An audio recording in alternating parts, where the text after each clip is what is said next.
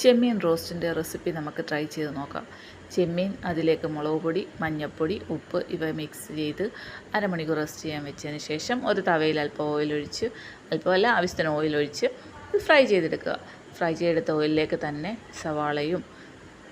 സവാള വഴറ്റി ആ ഓയിലിൽ തന്നെ വേണം സവാള വഴറ്റാൻ. ഉപ്പുമിട്ട് 2 പച്ചമുളക് കീറിയതും ഇട്ട് നന്നായി വഴറ്റിയെടുക്കുക.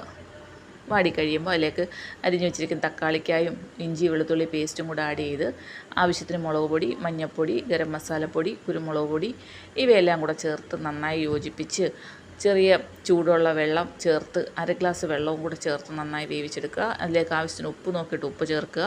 വറുത്ത് വെച്ചിരിക്കുന്ന കൊഞ്ചും കൂടെ ചേർത്ത് കഴിഞ്ഞാൽ നമ്മുടെ കൊഞ്ച് റോസ്റ്റ് റെഡി. ഡീറ്റെയിൽ ആയിട്ടുള്ള വീഡിയോ യൂട്യൂബ് ചാനലിലുണ്ട്. എല്ലാവരും ഒന്ന് കയറി കണ്ടു നോക്കണേ. താങ്ക്